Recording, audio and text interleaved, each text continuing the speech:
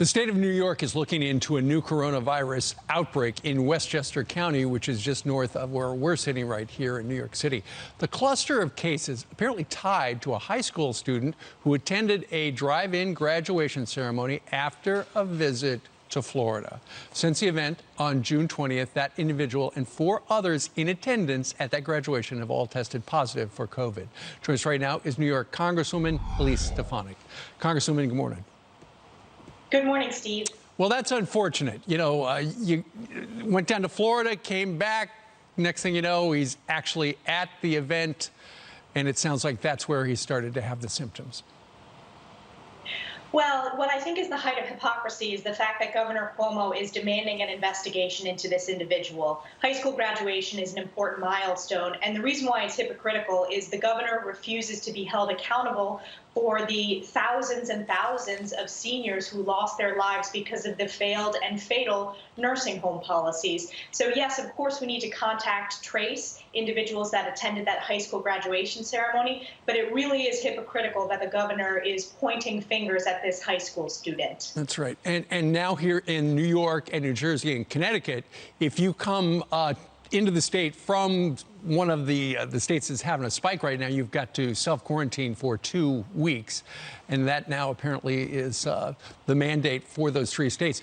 But Congresswoman, you were talking about what Governor Cuomo is taking a lot of heat for here in New York and regarding the nursing homes. And that is for a period of time, after somebody was dismissed from or released from a hospital with COVID, then they were released back and they could go back to their nursing home, which exposed potentially all the vulnerable people we're supposed to be taking care of. Yes, it was a fatal policy, and most importantly, it did not follow federal guidance from CMS. Federal guidance from CMS was very clear that a nursing home should only accept a positive COVID patient if they were able to isolate them and if they had adequate PPE and testing. New York State has not been transparent, and family members of seniors who lost their lives have not gotten answers, but most importantly, were not even made aware when there was positive COVID cases in these senior living facilities. There is bipartisan outcry for answers and transparency, both at the state and federal level. Last week, the New York State Assembly and New York State Senate started having hearings on this. And of course, at the federal level, I, as well as many of my colleagues, have called for an independent investigation from the feds into New York State's failed policy. We also need to see that at the state level, but I believe what's most important is that it has to be independent and it cannot be conducted just by one of Governor Cuomo's top political allies, which would be the Attorney General of New York. Sure. He has been asked about it a lot. I have heard him on his daily newscasts news capsules, essentially, where he's given updates on the coronavirus, where he has blamed the federal government. We were just following the federal government guidelines.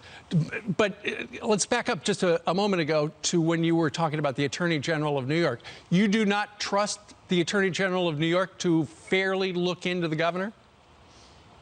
Well, again, I think it's important for both the federal government and New York State, but what I want to focus on is an independent investigation. So either the Department of Justice or Health and Human Services. It needs to truly be independent and not political. And what I think is interesting, Steve, is you started off the question talking about who he has blamed. He's not just blamed the federal government. He's blamed journalists. He's blamed the New York Post. He's blamed healthcare workers. He's blamed the seniors. He's blamed President Trump. He's blamed Republicans in Congress. So this is about him pointing fingers.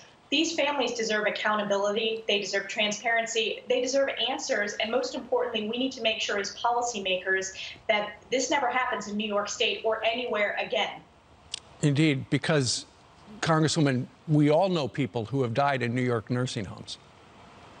We do, and I've spoken with constituents. These conversations are absolutely heartbreaking, who have lost one or both senior parents.